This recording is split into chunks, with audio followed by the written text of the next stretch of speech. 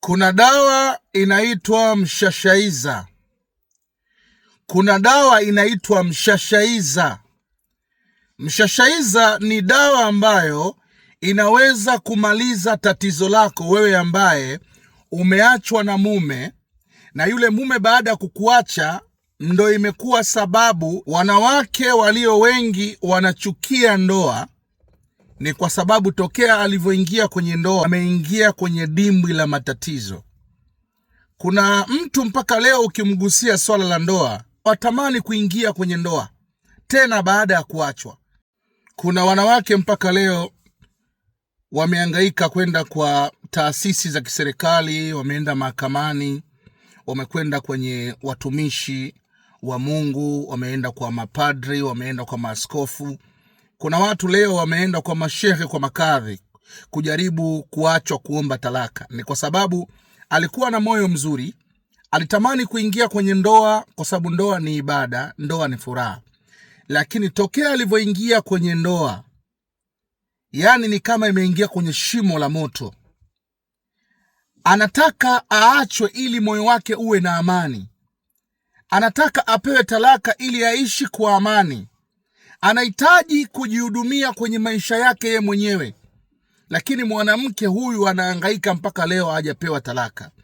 Wewe mwanamke ambaye umeolewa na umetamani hiyo ndoa ife, au wewe mwanamke ambaye umeolewa na umeachika, lakini mpaka leo unatafuta solution ya kupewa talaka ili uanze maisha yako, ni jambo ambalo linakusumbua sana. Kuna watu ving'ang'anizi, yani mtu anahakikisha kwamba mwanamke anateseka. Wewe mwanamke umeshamuacha zaidi ya miezi kadhaa, umemuacha, hauko naye kwenye mahusiano, mpe haki yake, mpe talaka yake, lakini wewe ndo kwanza kabisa unasema sitoi talaka, nimejua kuoa, sijui kuacha. Kuna watu leo ukimtajia swala la ndoa ni kama umemtajia aingie moto wa jahannam. Kuna watu wamechukia ndoa, kuna watu wamechukia mahusiano, kuna watu wamechukia mapenzi ya kuishi mume na mke. Ni kwa sababu wameingia kwenye ndoa kwa amani, lakini waliokutana nayo kwenye ndoa, matukio waliopigwa, atamani tena kuingia kwenye ndoa. Ndo imekuwa kukuvunjika moyo. Ndo imekuwa ni mtu ambaye anafikiria namna gani ya kuweza kuachwa, lakini mwanamume hawezi kumwacha. Mwanamume anamsumbua mpaka mwanamke anatamani labda ardhi ipasuke ingie chini. Kuna wanawake leo wamekufa na pressure. Kuna wanawake baada ya kuingia kwenye ndoa ameacha kazi. Kuna wanawake hawana uhuru tokea walivyoingia kwenye ndoa. Yani analimitiwa kiasi cha kwamba anashindwa hata kufanya mambo yake, anashindwa hata kufanya biashara. Sasa mwanamke kama huyu amechoka, anahitaji kuishi mwenyewe, anahitaji kutoka kwenye ndoa ili awe na amani. Lakini mwanamke wewe mpaka leo unateseka, umekwenda kila sehemu uwa usikilizwi. Eti ni kwa sababu mlikuwa na mali nyingi, kwa sababu mlikuwa na nyumba, mlikuwa na magari, mlikuwa na watoto. Sasa ndo kigezo cha wewe ni ngumu kuachwa.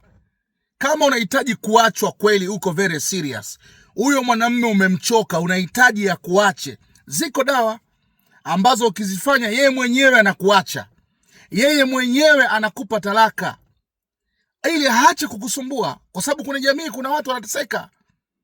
Kwenye jamii kuna watu wanateseka sana. Yani tokea ameachwa kwenye ndoa ni mtu ambaye anateseka. Ameanzisha mahusiano na mtu mwingine, kutwa anafuatiliwa, hana amani.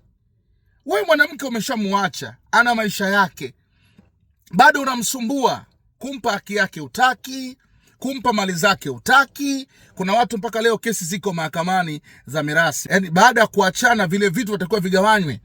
Mwanamke apewe nyumba, apewe magari, au nyumba ziuzwe, lakini mpaka leo wewe mwanamume unaweka ugumu kwenye haki ya mwanamke.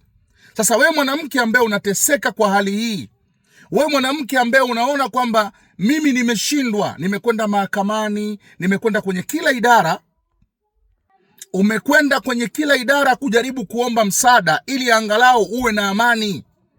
Kwa sababu hakuna maisha mazuri ya mtu kama kuishi kwa amani. Hakuna maisha mazuri kama kupata mtu ambaye anakupenda akakuonea huruma. Kuna wanawake wanateseka baada ya maisha kuachwa, wameingia kwenye wimbi zito la matatizo. Mwanamume amemwacha, bado mwanamume anamroga, bado mwanamume anamfanyia fitina, bado mwanamume atamani kumuona anaishi. Kuna watu wameondoka sehemu walipo, wamehamia sehemu nyingine. Ni kwa sababu ameondoka, ameachwa kwa amani, lakini hakuna amani. Mwanamume umekuwa anamfanyia vurugu, mwanamume anakuwa kila sehemu anamuwinda.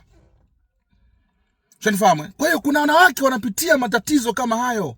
Wengi sana. Wanahitaji talaka hawajapewa, wanahitaji mali zao hawajapewa, wanafuata haki zao mpaka mahakamani, mpaka leo ni watu wanazungushwa, watu wana watoto, watu wana mali, watu wana nyumba. Wewe mwanamke ambaye unateseka na hali kama hiyo, unahitaji talaka kwa mwanamume, lakini mwanamume imekuwa hakupi talaka. Unahitaji mali zigaiwe upate haki yako, lakini imekuwa unazungushwa mpaka leo upate haki yako. Unahitaji kuwa na amani kwenye mahusiano yako, lakini imekuwa ni ngumu. Ni jambo dogo sana.